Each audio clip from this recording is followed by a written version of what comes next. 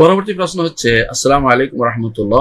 ওয়ালাইকুম আসসালাম রাহমাতুল্লাহ বারাকাতুহু। আমাদের দেশে পুকুর এবং নদীতে মাছ পোষে, তাতে টিকিটের মাধ্যমে মাছ ধরা বা এইভাবে টিকিট বিক্রি করা বৈধ কিনা? দেখুন, টিকিটের মাধ্যমে এইভাবে মাছ বিক্রি করা সেটা হচ্ছে জুয়া। এটা হচ্ছে জুয়া, এটাই নিষিদ্ধ, এটাই নিষিদ্ধ। একজন মানুষ জানে না সারাদিনে সে কয়টা মাছ পাবে, এটা কেউ বলতে পারে না। হয়তো মাছ 10টাও পাবে, হয়তো একটাও পাবে না, হয়তো 20টাও পাবে, হয়তো একটা পাবে, কেউ একটাও পাবে না, কেউ 10টা পাবে।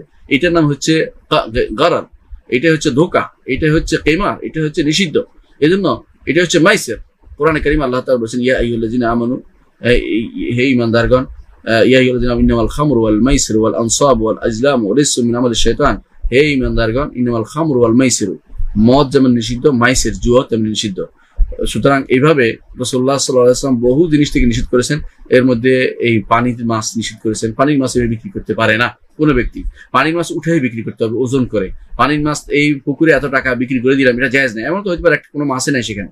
এই জন্য অবশ্যই বিক্রি করতে হবে উঠানোর পরে ওজন মাপে, শের মাপে, অথবা উঠানোর পরে জাযাফ বিক্রি করতে পারেন, অর্থাৎ অনুমান করে এতটুকু মাছ আমি কিনলাম, শের না হলেও যে এই মাছগুলো নিব, তুমি যা নিতে পারো, দৃশ্যমান যেটা এটা। কিন্তু যেটা নাই অথবা আছে বোঝা যাচ্ছে না, এমন কিছু বিক্রি করা যাবে না।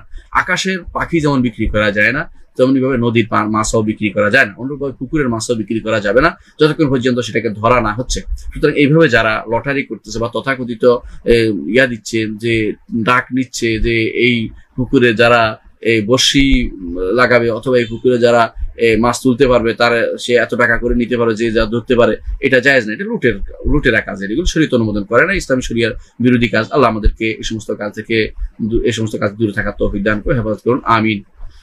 পরবর্তী প্রশ্ন হচ্ছে, বিচারের মাঠে একজন ভালো মানুষের বিচারের সময়সীমা এক ওয়াক্ত ফরজ সালাতের সমান, এই হাদিসের ব্যাখ্যা কি? দেখুন, বিচারের মাঠ, হাসরের মাঠের অবস্থা অনেক দীর্ঘ সময় কিন্তু থাকতে হবে হাসরের মাঠে, অনেক দীর্ঘ সময়। ওয়াইনা ইয়াওমান ইনদা রাব্বিকা আলফু সানাতিন মিম্মা তাউদ্দুন, এক একটা দিন 1000 বছরের মতো। এখন বিচার যখন হবে সেই সময়টার অবস্থাটা এখানে বর্ণনা করা হয়েছে হাদিসে। আল্লাহ তাআলা ওয়াইনা রাব্বাকা সারিউল হিসাব, আল্লাহ তাআলা কোরআনে কারীম বলেছেন তিনি দ্রুত হিসাব গ্রহণকারী। সুতরাং তিনি দ্রুত হিসাব নিতে পারেন, একই সময়ে তিনি লক্ষ লক্ষ প্রাণী হিসাব নিতে পারবেন ক্ষণিকের ভিতরে। এখন প্রশ্ন হচ্ছে, যার যত ইমানদার মানুষ, তাকওয়াবান মানুষ, তার আমল বেশি, ইমানের মজবুতি বেশি, আল্লাহ তাআলা তাকে ক্ষমা করতে চান, তার জন্য তো আরো ক্ষণিক, আরো কম হবে, এক সালাতের সময় চেয়েও কম হবে। অর্থাৎ যেটা অনেক আরো ক্ষুদ্র টাইম হবে, যে টাইমটা সে কল্পনা করেন এত টাইমে সে পার হতে পারবে, সেটা শুধু হিসাবের টাইমটা। কিন্তু যখন হাসরের মাঠে থাকবে একটা লম্বা টাইম থাকতে হবে। এরপরে আল্লাহ রাসূল সাল্লাল্লাহু আলাইহি ওয়াসাল্লাম সুপারিশ কারণে আল্লাহ তাআলা তখন বিচার কার্য আরম্ভ করবেন। হাসরের মাঠে আসবেন, আরশ থেকে তিনি আসবেন হাসরের মাঠে, তখন তিনি বিচার করবেন। হাসরের মাঠে এসে বিচার করবেন। সেই বিচারের সময়টা এখানে বলা হচ্ছে কারোর জন্য অনেক লম্বা টাইম হবে, কারোর জন্য অনেক কম হবে, কারোর জন্য অনেক কম হবে, অনেক অল্প সময় হবে। ইমানদার, যার ইমান মজবুত, ইমানে মজবুতি আছে, তার জন্য আল্লাহ তাআলা খুব দ্রুত তাকে পার করে দিবেন। এবং এমনও হবে কাউকে বিনা হিসাবে আল্লাহ তাআলা জানা দিবেন। এটা হচ্ছে এই হাদিসের অর্থ। আশা করি বিষয়টি বুঝে আসছে। পরবর্তী প্রশ্ন হচ্ছে, আমি জানি নবীগণ স্ত্রীগণকে আমরা মা বলতে পারি, কিন্তু আমাদের সময় দেখা যায় অনেকে ফাতেমা রাদিয়াল্লাহু আনহাকেও মা বলে, এই বিষয়টি কেমন? দেখুন, নবীগণের স্ত্রীদেরকে আমরা মা বলি, এতে কোনো সন্দেহ নেই, কারণ আল্লাহ তাআলা কোরআনে কারীম বলেছেন ওয়া আজওয়াজুহু উম্মাহাতুহুম, নবীর স্ত্রীরা তাদের মা। এই জন্য রাসূলুল্লাহ সাল্লাল্লাহু আলাইহি ওয়াসাল্লাম স্ত্রীরা প্রত্যেকটা স্ত্রী আমাদের মা। আমাদের মা আয়েশা রাদিয়াল্লাহু আনহা, আমাদের মা খাদিজা রাদিয়াল্লাহু আনহা, আমাদের মা যায়েনব রাদিয়াল্লাহু আনহা, এইভাবে আমরা যারা রাসূলের স্ত্রী তাদের সবাই আমার মা। কিন্তু এই তারা ব্যতীত তাদের কন্যারা, যেমন ফাতেমা রাদিয়াল্লাহু আনহা বা উম্মে কুলসুম বা রুকাইয়া, এদেরকে মা বলা এটা অনুমোদিত নয়। এটা হচ্ছে বেহুদা কাজ। এটা যারা করছে তারা আসলে শিয়া মতবাদের সাথে যুক্ত। তারা এগুলিকে কখনো মা বলবে, কখনো এটা বলবো, এটা বলবো, তারা আসলে আবেগতাড়িত হয়ে সেটা বলে থাকে। এই জন্য তাদেরকে নিষেধ করতে হবে যে এটা জায়েজ নাই।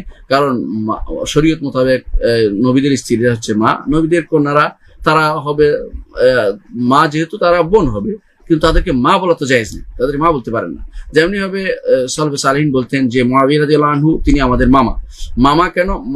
মায়ের ভাই যেহেতু মামা, মায়ের ভাই মামা। অনুরূপভাবে আব্দুল্লাহ ইবনে ওমর রাদিয়াল্লাহু আনহু তিনি আমাদের মামা, কারণ তিনি হাফসা রাদিয়াল্লাহু আনহার ভাই ছিলেন। মুআবিয়া রাদিয়াল্লাহু আনহার বোন ছিলেন উম্মে হাবিবা রাদিয়াল্লাহু আনহা, তার ভাই মুআবিয়া রাদিয়াল্লাহু আনহু তিনি অবশ্যই আমাদের মামা। সেই হিসাবে হিসাবটা সেইভাবে আসতে হবে। সুতরাং ফাতেমা রাদিয়াল্লাহু আনহা বা উম্মে কুলসুম, রুকাইয়া, এরা আমাদের বোন হিসাবেই বলতে হবে, এদেরকে মা বলা যাবে না। সুতরাং আমাদের সমাজ যেটা প্রচলিত আছে এটা একটা গলত মশহুর বা বিখ্যাত ভুল হিসেবে নিতে হবে এবং তাদেরকে সাবধান করতে হবে। যখন কেউ বলে মা বলেন না, এদেরকে মা বলার দরকার নেই, বা বোন যদি না বলেন যেহেতু বলতে পারে, অনেকে বলতে পারে আসে নাই, না আসতে বলবেন না, বোনও বলার দরকার নেই, রাদিয়াল্লাহু আনহা বলেন, শরীয়ত যেটা বলেছে সেটাই বলেন। আল্লাহ তাদের উপর সন্তুষ্টি, আল্লাহ তাদের উপর খুশি হন, সন্তুষ্ট হন, এটা আমরা বলি, এটা আমাদের বলা দরকার। কিন্তু অনেকে দেখা যায় আবার বাড়িয়ে ফাতেমা আলাইহিস সালাম বলেন, সেটাও কিন্তু শিয়াদের থেকে আসছে। এটা সুন্নিরা কখনো, আলহামদুলিল্লাহ আহলুস সুন্নাহ ওয়াল জামাত কখনো এভাবে আলাইহিস সালাম নবী রাসূল সাল্লাল্লাহু আলাইহি ওয়াসাল্লাম আলাইহিস সালাম ব্যবহার করে না। এটা একটা পরিভাষা।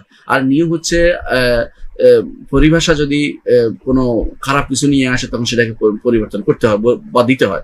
যেহেতু আমরা জানি যে নবীর পরিবারের সবাই আমাদের মা, তাদেরকে আমরা উম্মুল মুমিনিন বলি। এখন তাই বলে আমরা ইয়াদেরকে, নবীর কন্যাদেরকে আমরা উখতুল মুমিন বলবো এমন কথা যেহেতু আসে নাই, এবং তাদেরকে আলাইহিস সালাম বলার কথা কোনো বর্ণনায় আসে নাই, রাসূলুল্লাহ সাল্লাল্লাহু আলাইহি ওয়াসাল্লামের কোনো বর্ণনা দিয়ে বা সাহাবায়ে কেরামের কোনো বর্ণনা থেকে আলাইহিস সালাম আসে নাই, তাবেঈনদের কোনো বর্ণনা থেকে আসে নাই, তাহলে আমরা এটা বলবো না। এখন বলতে পারেন যে কোনো কিতাবে, যেমন কেউ বলেন যে বুখারীতে আসছে আলাইহিস সালাম ব্যবহার করা হয়েছে, এরকম আলাইহিস সালাম ব্যবহার করা হয়েছে নবী পরিবার লোকদের জন্য। এইটা হতে পারে দুইটা দিন, একটা হচ্ছে তার ইমাম বুখারীর ইজতিহাদ, এটা হতে পারে ইমাম বুখারীর ইজতিহাদ, তার ইজতিহাদ সব ইজতিহাদ নিতে হয় না। দ্বিতীয় হচ্ছে যে এটা নাসেখরা করে থাকে সাধারণত যারা লেখে, এবং আপনারা জানেন যে যারা নাসখা, যারা তারা আবেগে আপ্লুত হয় রাসূলুল্লাহ সাল্লাল্লাহু আলাইহি ওয়াসাল্লাম পরিবার বা আহলে বাইতের ব্যাপারে, এবং অনেকে বাড়ি আলাইহিস সালাম লিখে ফেলেছে। এই জন্য সেটা দলিল হিসাবে ধর্তব্য হবে না, কারণ দলিল হচ্ছে কোরআন এবং সুন্নাহ এবং সালফে সালেহিনের বক্তব্য। সালফে সালেহিনের সাহাবায়ে কেরাম কখনো তাদেরকে আলাইহিস সালাম বলেছেন কোনো প্রমাণ পাওয়া যায়নি, সুতরাং আমরা আলাইহিস সালাম এভাবে বলবো না। যদিও কেউ বর্ণনা করে থাকে, এটাকে মনে করতে হবে যে এটা হয়তো তাসাররুফ মিনান নাসাখ, বা যারা লেখক তাদের দ্বারা বাড়ি লেখা হয়েছে অনেকে, অথবা মনে করতে হবে যিনি লিখছেন, পরবর্তী কিতাব লিখছেন তিনি এই ভুলটি করেছেন। এটা দুইটা মনে করতে হবে। আসলে এদেরকে আলাইহিস সালাম বলা যাবে না, অনুরূপভাবে তাদেরকে মাও বলা যাবে, উম্মু বলা যাবে না। তারা আসলে তাদের রাদিয়াল্লাহু আনহা যেটা বলবেন, রাদিয়াল্লাহু আনহু যদি নারী হয় রাদিয়াল্লাহু আনহা, পুরুষ হলে রাদিয়াল্লাহু আনহু, এভাবে বলবেন। সাহাবিদের ছাড়া অন্যদের জন্য আমরা রাহমাতুল্লাহ, সাহাবিয়াদের ছাড়া অন্যদের জন্য আমরা রাহমাতুল্লাহ আলাইহি, রাহমাহুল্লাহ বা রাহমাহুল্লাহ এভাবে বলবো। কিন্তু কোনো বিখ্যাত ব্যক্তির জন্য যদি রাদিয়াল্লাহু ব্যবহার করতে পারবেন কিনা, যেমন অনেক সময় দেখা যায় ইমাম আবু হানিফা রাহমাতুল্লাহ আলাইহি, কেউ লেখে যে আবু হানিফা রাদিয়াল্লাহু আনহু, মা শাফিঈ রাদিয়াল্লাহু আনহু লেখে। এটা অর্থ যদি এরকম হয় যে আমরা দোয়া করছি আল্লাহ যেন তার উপর সন্তুষ্ট হন, দোয়া হিসেবে জায়েজ হবে, কিন্তু সেটাকে ইখবার হিসেবে জায়েজ হবে না। ইখবার অর্থ হচ্ছে খবর দেয়া। আল্লাহ তাআলা সাহাবায়ে কেরাম সম্পর্কে বলে দিয়েছেন রাদিয়াল্লাহু আনহুম, আল্লাহ তাআলা তাদের উপর সন্তুষ্ট। তাদের ব্যাপারে ইখবার অর্থাৎ আপনি দোয়াও করতে পারবেন, সংবাদ দিতে পারবেন যে তাদের উপর আল্লাহ তাআলা সন্তুষ্ট, আপনিও সন্তুষ্ট, রাদিয়াল্লাহু আনহুম আরদাহুম বলতে পারবেন।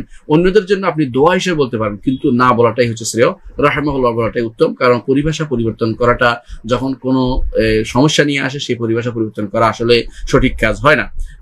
নিয়ম হচ্ছে এটা বলা হয়ে থাকে লা মুশাহাতা ফিল ইসতিলাহ, পরিভাষায় কোনো সমস্যা নেই, কিন্তু সমস্যা হচ্ছে তখনই সমস্যা হবে যখন এই পরিভাষা একটা খারাপ কিছু, এই পরিভাষা দ্বারা একটা খারাপ কিছু সাব্যস্ত হয়ে যাচ্ছে, এবং এটার কারণে বিশেষ একটি শ্রেণীকে বিশেষ করে তাদেরকে আলাদাভাবে কোনো প্রিভিলেজ দেওয়া হচ্ছে, বা বিশেষ করে আলাদা ভিন্নভাবে তাদেরকে চিত্রায়িত করা হচ্ছে, তখন সেটা নিষিদ্ধ হয়ে যায়।